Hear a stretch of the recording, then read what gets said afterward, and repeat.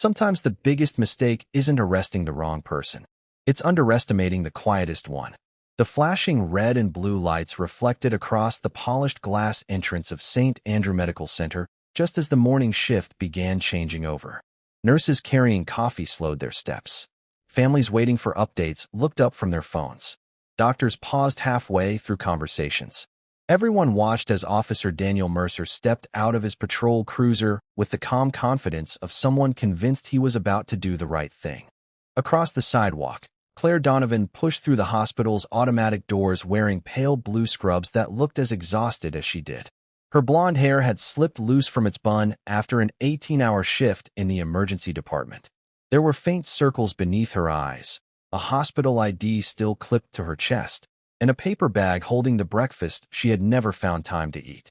She had spent the night stabilizing patients after a chain reaction pileup on Interstate 75, skipping every break without complaint because someone always needed her more than she needed rest. She had made it outside, taken only 3 slow steps toward the employee parking lot, and closed her eyes for what felt like the first peaceful second since yesterday afternoon. "Claire Donovan?"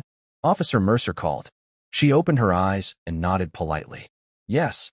I need you to come with me." She blinked once, more confused than frightened. "Is something wrong?" Mercer didn't answer immediately. Instead, he reached for the handcuffs attached to his duty belt while curious faces gathered near the entrance. Whispers spread faster than the morning breeze. Someone quietly started recording with a phone. Claire looked around as though expecting another nurse to explain what was happening. No one did. Before the story continues, thank you for supporting our channel and spending your time with us today. If you enjoy stories about quiet courage, unexpected heroes, and unforgettable moments of justice, please take a second to like this video and subscribe to the channel. Your support allows us to keep bringing you more inspiring stories, and we truly appreciate every one of you joining us for the next adventure. Claire slowly placed her paper bag on a nearby bench without arguing. "Officer," she said softly, "there has to be some misunderstanding." Mercer remained professional, though his voice carried an edge sharpened by certainty. "You can explain everything downtown." The cold metal cuffs clicked into place. Around them, conversation stopped. A young resident lowered his clipboard. 2 veteran nurses exchanged uneasy looks but stayed silent. Hospital Director Rebecca Collins had just stepped through the revolving doors when she froze at the sight before her. She recognized Claire immediately. Everyone did. Claire was the nurse who always volunteered for impossible shifts, stayed late without being asked, and somehow remembered every patient's name even after the busiest nights. Yet none of that seemed to matter now. Rumors filled the silence almost instantly. Maybe she had stolen medication. Maybe confidential records had gone missing. Maybe there had been a mistake during the overnight emergency response. Nobody knew the truth, but uncertainty quickly transformed into suspicion. Claire looked back toward the emergency room in trance one last time, not with fear, but with quiet disappointment. "May I make one phone call?" she asked. Mercer studied her for a moment before nodding once. "You'll have your opportunity." As he guided her toward the patrol car, neither of them noticed the security supervisor inside the hospital staring at an encrypted notification that had just appeared on a secure government communications terminal. A notification marked with a priority level so unusual that within seconds, every routine plan for the morning was about to change.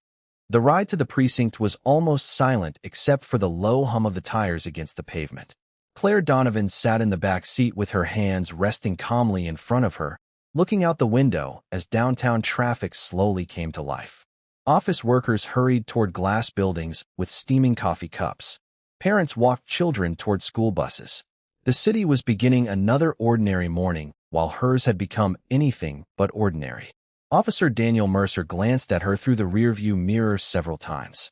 He had expected anger, excuses, or endless questions. Instead, he saw only quiet exhaustion. Claire leaned her head gently against the window for a brief moment before opening her eyes again, determined not to fall asleep. She had spent too many years teaching herself that emergencies could happen without warning. Even now, after nearly 18 hours inside the emergency department, her instincts refused to relax. At the hospital, whispers spread through every hallway faster than official information ever could. Some employees insisted investigators had uncovered missing medication. Others claimed patient records had been compromised. A few believed there had been financial fraud. Every version grew more dramatic with each retelling. Director Rebecca Collins stood in her office, staring through the window toward the empty ambulance entrance. She replayed the morning again and again in her mind. Claire had never received a disciplinary warning. She had never arrived late. She had volunteered for holiday shifts, covered emergencies, and earned the trust of patients who often requested her by name.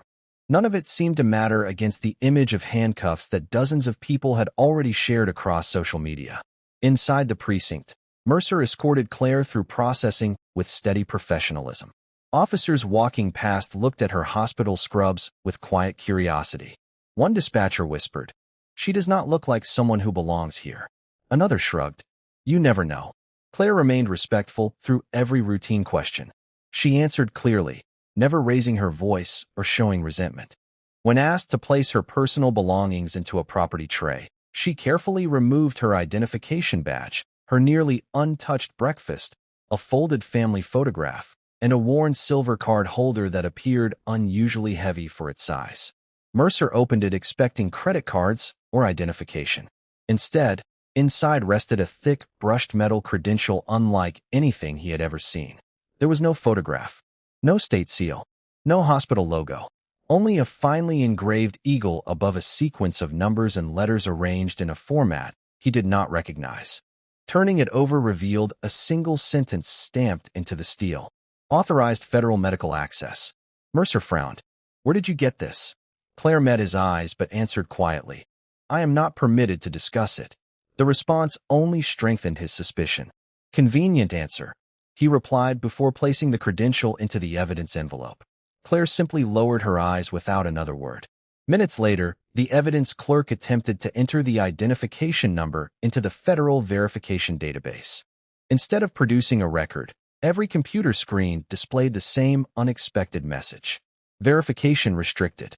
Contact federal operations immediately." The room grew noticeably quieter. Before anyone could react, the desk telephone rang. The clerk answered casually, but within seconds the color drained from his face.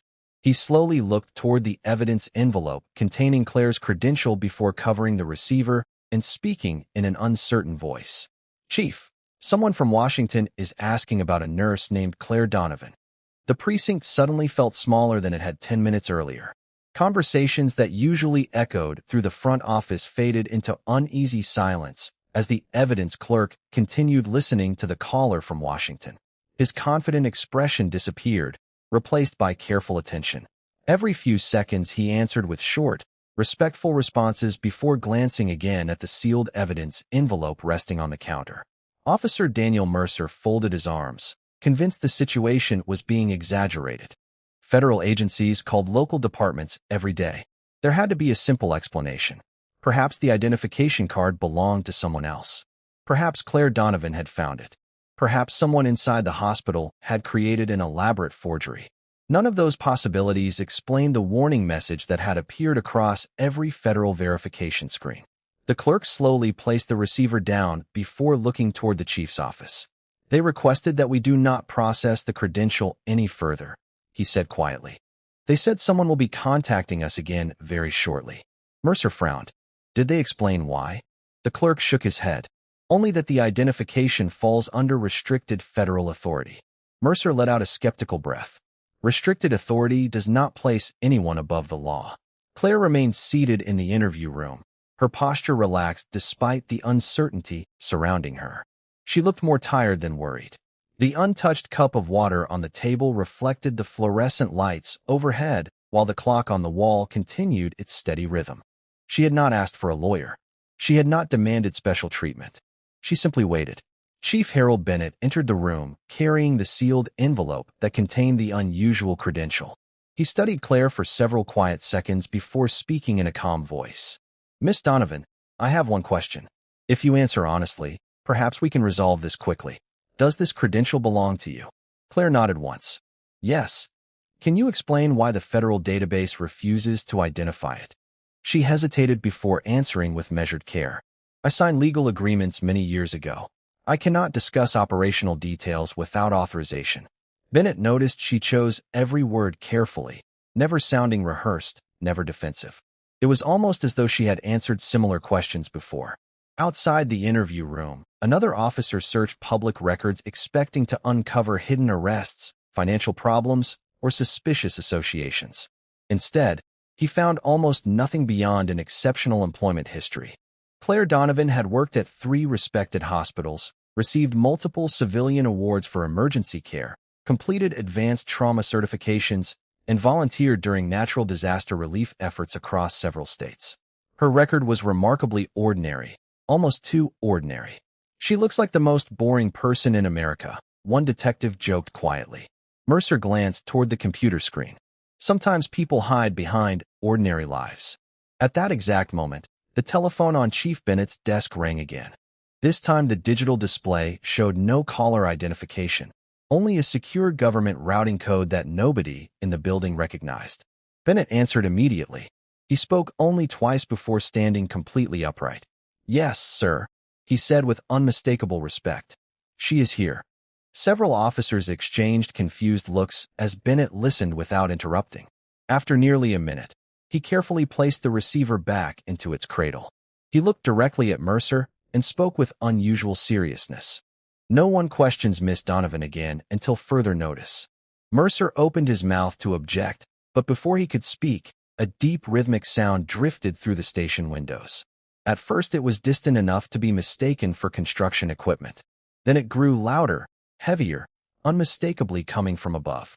Every officer in the building instinctively turned toward the front entrance as the powerful chopping of helicopter blades rolled across the morning sky, stopping traffic outside and drawing every eye upward. The sound overhead grew stronger with every passing second until the windows of the precinct vibrated softly against their frames. Officers moved toward the front entrance almost without thinking, curiosity replacing routine.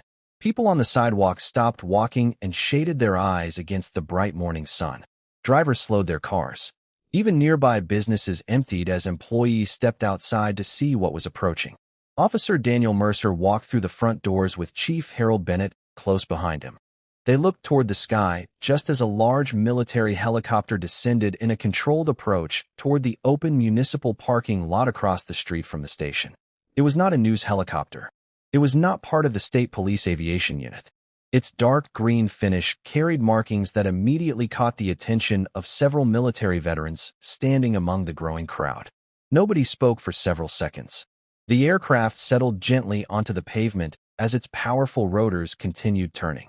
Dust and loose leaves swirled across the parking lot, while local patrol officers instinctively established a safe perimeter. Mercer narrowed his eyes. What is the Pentagon doing here? No one answered because nobody knew. Back inside the building, Claire remained seated exactly where she had been left. She heard the distant vibration through the walls, but showed no visible reaction. She simply closed her eyes for a brief moment, taking one slow breath before opening them again. Her composure contrasted sharply with the rising tension spreading through every office in the station. Chief Bennett received another secure telephone call. This time the instructions were unusually specific. Do not transport Miss Donovan. Do not continue processing. Maintain her comfort. Senior federal officials are arriving. Bennett listened carefully before responding. Understood. The call ended as quickly as it had begun. Mercer looked frustrated. Chief, we still have unanswered questions. Bennett looked directly at him. And apparently someone with considerably more authority intends to answer them. Outside, the helicopter door opened. 2 uniformed military personnel stepped onto the pavement first, scanning the area with calm professionalism rather than urgency. Behind them came a woman wearing the insignia of a major. She carried a secure case in one hand and quietly exchanged a few words with the flight crew before stepping aside. Everyone watching assumed she was the senior official. Then another figure appeared in the doorway. A tall man with silver hair descended the final steps at an unhurried pace. His uniform displayed the unmistakable rank of a lieutenant general. Conversations throughout the crowd stopped immediately. Several retired service members standing nearby instinctively straightened their posture. The general acknowledged no cameras, no curious onlookers, and no reporters who had already begun arriving after hearing radio chatter about unusual military activity. His attention remained fixed on the police station across the street. Major Olivia Grant walked beside him while reviewing information on a secure tablet. "Confirmation complete, sir," she said quietly. "Identity verified. No operational compromise detected." The general nodded once. "Good." Without hesitation, he crossed the street toward the entrance with measured confidence, followed by two aides who carried no visible urgency, yet projected unmistakable authority. Inside the lobby, dispatchers fell silent as the front doors opened. Chief Bennett stepped forward to greet the visitors, introducing himself respectfully. Before Bennett could explain the morning's events, the lieutenant general spoke first in a calm, composed voice. "I am Lieutenant General Nathan Brooks. I understand Claire Donovan is currently in your custody." Bennett answered carefully. "Yes, sir." The general held his gaze for a brief moment before asking the question that caused every officer within earshot to freeze in complete silence. "Has anyone here attempted to access or duplicate her federal credential after being instructed not to do so?" Chief Harold Bennett answered the question immediately. "No, sir. The credential was secured after the first verification attempt. No copies were made, and no additional access was attempted after we received federal instructions." Lieutenant General Nathan Brooks studied Bennett for a long moment before giving a slight nod. That was the correct decision. The tension inside the station eased only slightly, but curiosity continued to grow. Officer Daniel Mercer stood quietly a few feet away, trying to understand why a single hospital nurse could draw the attention of a three-star general, a military helicopter, and secure communications from Washington within the span of an hour. None of it fit the picture he had formed that morning outside the hospital. Brooks turned toward Major Olivia Grant, who unlocked the secure case she had carried from the helicopter. Inside were several sealed folders, a tablet connected to an encrypted network, and a small scanner unlike anything the officers had seen before. She removed the scanner and held out her hand toward Chief Bennett. "The credential, please." Bennett personally retrieved the evidence envelope from the property room and handed it to her without opening it. Wearing protective gloves, Major Grant carefully removed the brushed metal credential and placed it against the scanner. A soft green light appeared almost instantly, followed by a single tone. The tablet displayed an encrypted confirmation message. Grant looked up at the general. "Authentication complete, sir. Credential confirmed. Full integrity verified." Brooks accepted the metal credential with obvious familiarity. He examined it for only a second before gently closing his hand around it. "Exactly as expected," he said. Mercer finally stepped forward. "General, with respect, we still do not understand what is happening. We arrested a civilian nurse during an active investigation. If there is information we should know, we need it." Brooks looked directly at the officer, but his expression remained calm rather than confrontational. "Officer Mercer, your responsibility is to protect your community. I respect that responsibility. My responsibility is to protect certain federal programs and the people who quietly make them possible. At this moment, those responsibilities have crossed paths." That answer only deepened the mystery. Nearby dispatchers exchanged puzzled looks while detectives quietly gathered near the hallway, pretending to organize paperwork so they could continue listening. Brooks turned back toward Chief Bennett. "I would like to speak with Miss Donovan immediately." Bennett personally escorted the visitors through the secure corridor toward the interview room. As the door opened, Claire slowly stood from her chair. Despite everything that had happened, she did not appear surprised to see the general. Instead, a faint, respectful smile crossed her tired face. "Good morning, sir," she said softly. Brooks returned the smile with unmistakable warmth. "Good morning, Claire." Without hesitation, he extended the brushed metal credential toward her with both hands, treating it with remarkable respect. "I believe this belongs to you." Claire accepted it carefully. "Thank you, sir." The room fell completely silent. No one had expected a senior military officer to address an exhausted emergency room nurse with such genuine respect. Brooks noticed the fatigue in her eyes almost immediately. "How long was your shift?" Claire answered honestly. "A little over 18 hours, sir." The general's expression grew noticeably heavier. He glanced toward the officers surrounding the doorway before asking one quiet question that left everyone holding their breath. "After everything you have already given this country, Claire, why did you never tell anyone who you really are?" Claire lowered her eyes for a moment before answering. Because that was never the reason I chose this life, sir. The people who come into an emergency room do not care about classified programs or government credentials. They care about whether someone is willing to hold their hand, stop the bleeding, calm their family, and help them make it through the worst day of their lives. That has always been enough for me. Lieutenant General Nathan Brooks smiled with quiet pride. That is exactly the answer I expected. Every officer standing outside the interview room remained perfectly still. Officer Daniel Mercer had spent years believing he could read people within minutes of meeting them. Yet the woman he had confidently placed in handcuffs now seemed more mysterious with every passing second. There was no arrogance in her voice, no attempt to impress anyone. If anything, she appeared uncomfortable with the attention. Brooks slowly turned toward Chief Harold Bennett. With Miss Donovan's permission, I can explain only the minimum necessary to resolve today's misunderstanding. Nothing beyond that leaves this room. Claire gave a small nod. That is acceptable, sir. The general folded his hands behind his back before speaking. Several years ago, the Department of Defense established a highly specialized civilian medical support initiative. The program recruited a very small number of emergency medical professionals capable of operating in extraordinary humanitarian situations involving American citizens overseas. These individuals were not enlisted service members. They remained civilians.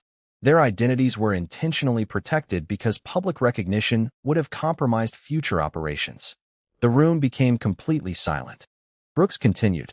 Miss Donovan was selected because of her exceptional performance under pressure, her medical expertise, and her willingness to place other people's lives ahead of her own comfort. She completed advanced training that very few civilians have ever received.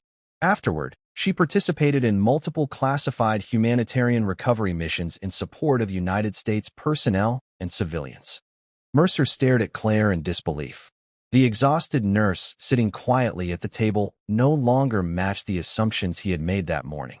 She looked exactly the same, yet everything about her suddenly carried a different meaning. Brooks continued carefully. I am not authorized to discuss locations, dates, or operational details. However, I can state that many American families are together today because medical professionals like Miss Donovan refused to give up during extremely difficult circumstances. Claire looked slightly embarrassed as every eye in the room turned toward her. Sir, she said softly, there were many people involved. I was only one member of the team. Brooks answered without hesitation. You have always said that. You have never once asked for recognition, promotions, interviews, or public acknowledgement. Even after completing your service, you quietly returned to civilian emergency medicine as though nothing extraordinary had happened. Chief Bennett slowly removed his reading glasses and exhaled. So she came back here and simply continued working overnight shifts? Yes, Brooks replied. Exactly where she believed she could continue serving others. Mercer felt an unexpected weight settle across his shoulders. He remembered Claire carrying nothing more than a paper bag with an uneaten breakfast. He remembered how calmly she had accepted every accusation without trying to defend herself. She had protected classified information even while sitting inside a local police station. Before anyone could say another word, Major Olivia Grant received an encrypted message on her secure tablet. She glanced at the screen, then immediately looked toward the general. Sir, authorization has just been updated. Washington has approved a limited public acknowledgement. They want the hospital administration present before you make the official statement. Within 30 minutes, the quiet parking lot outside St. Andrew Medical Center looked nothing like an ordinary weekday morning. Local news vans lined the street after hearing reports of an unexpected military arrival. Hospital employees gathered near the entrance, whispering among themselves as they watched uniformed personnel move with calm precision. Director Rebecca Collins stood near the front doors, still struggling to understand why federal officials had requested her immediate presence. She had spent the entire drive replaying the image of Claire Donovan being escorted away earlier that morning. The guilt weighed heavily on her. She had remained silent when her most dependable nurse needed someone to speak on her behalf. Inside the military vehicle parked beside the helicopter, Lieutenant General Nathan Brooks reviewed the newly authorized statement that had arrived through secure channels. The approval was brief, carefully worded, and limited to information that would not compromise national security. He closed the folder, and looked toward Major Olivia Grant. "This is more than enough," he said quietly. "She has spent years protecting everyone else. Today it is our turn to protect her reputation." Claire sat nearby, still wearing the same wrinkled scrubs from her overnight shift. She looked almost uncomfortable with everything unfolding around her. "Sir," she said softly, "none of this is necessary. The misunderstanding can simply be corrected." Brooks smiled gently. "Claire, this stopped being only a misunderstanding the moment your character was questioned in front of your colleagues. Sometimes restoring trust requires the truth to be spoken aloud." A short convoy crossed the parking lot toward the hospital entrance. Chief Harold Bennett walked beside the general, while Officer Daniel Mercer followed several steps behind, saying very little. Every person who noticed the group instinctively stepped aside. The automatic doors opened, and the familiar lobby where Claire had begun her exhausting shift now became the setting for something entirely unexpected. Nurses, physicians, patients, and visitors watched quietly as the general stopped in the center of the lobby. Director Collins approached first. "General Brooks, I am Rebecca Collins, hospital director. How may we assist you?" Brooks shook her hand respectfully before turning toward Claire. "Director Collins, before we continue, I would like to ask you a simple question. How would you describe Nurse Claire Donovan?" Collins answered without hesitation. "She is one of the finest emergency nurses I have ever worked with. She volunteers when others cannot. She stays long after her shift ends. She treats every patient with dignity regardless of who they are. We trust her completely." Brooks nodded. "Your assessment is accurate, but incomplete." Every conversation throughout the lobby faded into silence. Brooks stepped forward just enough for everyone to hear his calm, steady voice. "With authorization from the Department of Defense, I can now confirm that Claire Donovan has spent years serving this nation in a civilian medical capacity beyond the knowledge of the public. She accepted assignments that required extraordinary skill, absolute discretion, and unwavering compassion. She never sought recognition. She never requested praise. When those responsibilities ended, she returned to civilian emergency medicine without telling anyone where she had been or whom she had helped." Faces throughout the lobby changed from curiosity to astonishment. Several nurses looked at Claire with tears forming in their eyes as they realized the quiet co-worker they had known for years had carried an invisible burden of service without ever mentioning it. Brooks then looked directly toward Officer Mercer, not with anger but with calm seriousness, before saying, "There is still one part of her story that everyone here deserves to hear, because without understanding that moment, you cannot truly understand who Claire Donovan is." Lieutenant General Nathan Brooks allowed the silence to settle over the hospital lobby before continuing. His voice remained steady, but every word carried unmistakable weight. "Several years ago, during an overseas humanitarian recovery mission, an evacuation team encountered a rapidly changing medical emergency involving American citizens awaiting transport to safety. The situation was uncertain, resources were limited, and every decision had to be made within minutes. Miss Donovan was the senior civilian emergency trauma specialist assigned to that medical team." Nobody in the lobby moved. Doctors who had worked beside Claire for years listened with complete attention. Brooks continued. "When conditions became increasingly difficult, she refused every opportunity to leave before every patient under her care had been stabilized for transport. She remained at her station long after others believed the mission should have ended.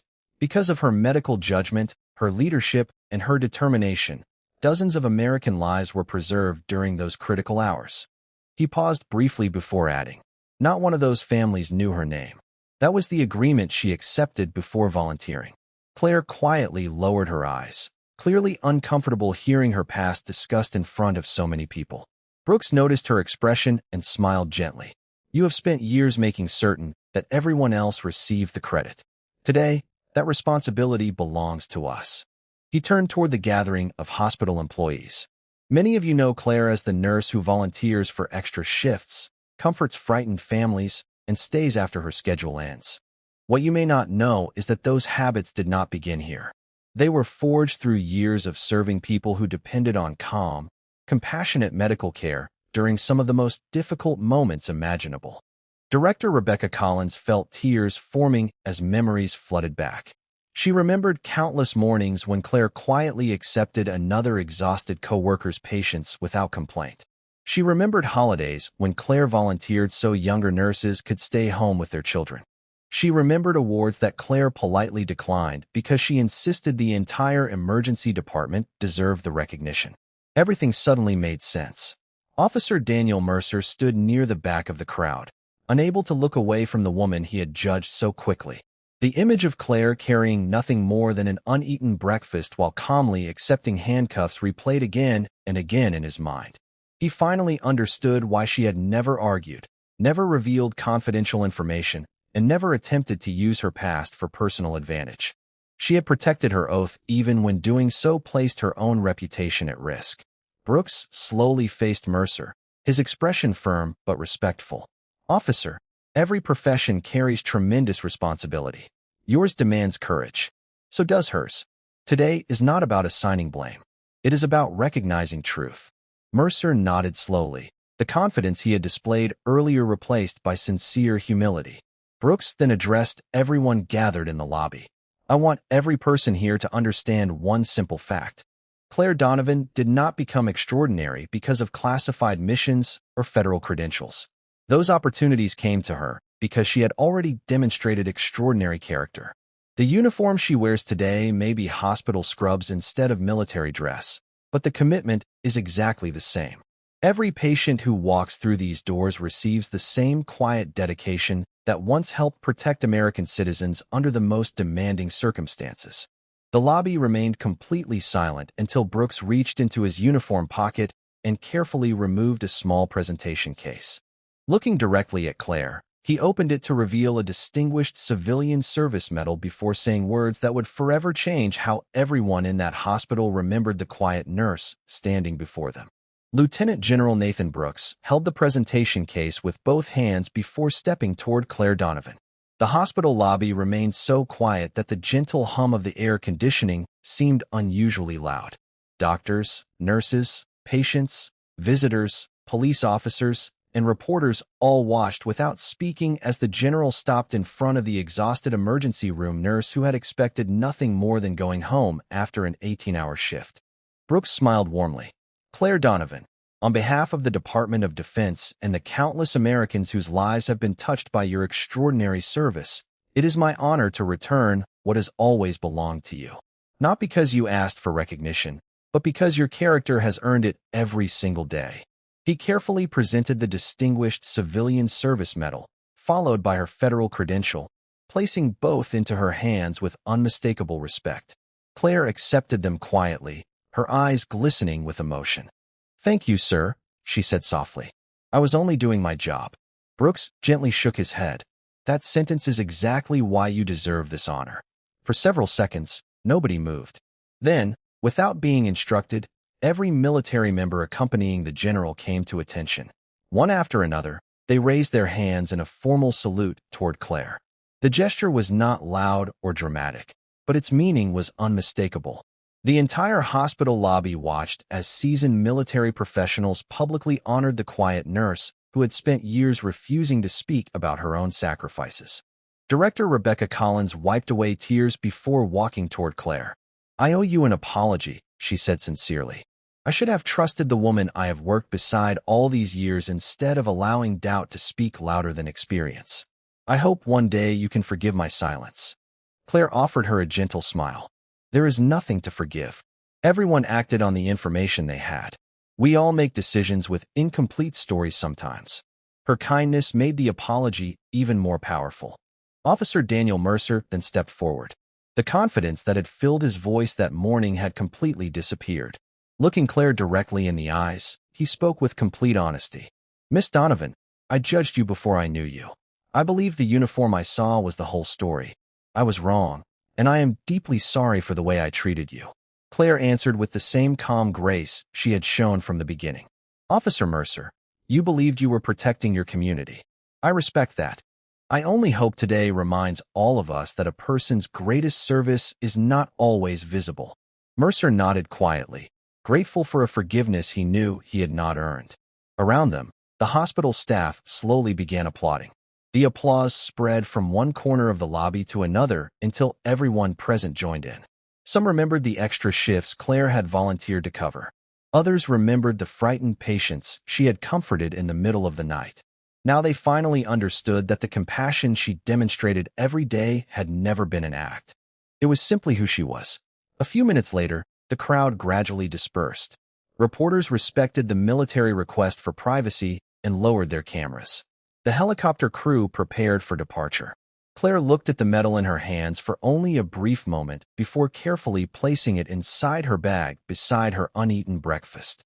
She thanked General Brooks once more, adjusted the badge on her hospital scrubs, and quietly turned toward the emergency department. A young nurse standing near the entrance asked, "Claire, where are you going?" Claire smiled gently. "Room 12 is waiting for discharge instructions, and someone in the waiting room looked frightened when I walked past. They should not have to wait any longer." Without another word, she pushed open the familiar doors of the emergency department and disappeared back into the work she loved. General Brooks watched her go with quiet admiration before turning toward those still standing nearby. "Some heroes wear medals," he said softly. "The very best ones simply report for their next shift." As the helicopter lifted into the clear morning sky and the sound slowly faded into the distance, everyone left behind carried the same unforgettable lesson. True greatness rarely announces itself. More often, it walks quietly through ordinary hallways, asks for nothing, serves without recognition, and changes lives long before the world ever learns its name. Thank you for staying with us until the very end of this story. Your time, your support, and your encouragement mean more to us than words can express. Every time you choose to watch one of our videos, you become part of a growing community that believes true character is often hidden beneath ordinary appearances. Here on The Hidden Nurse, we tell stories about quiet courage, unexpected heroes, humble people who refuse to give up, and the unforgettable moments when kindness, integrity, and selfless service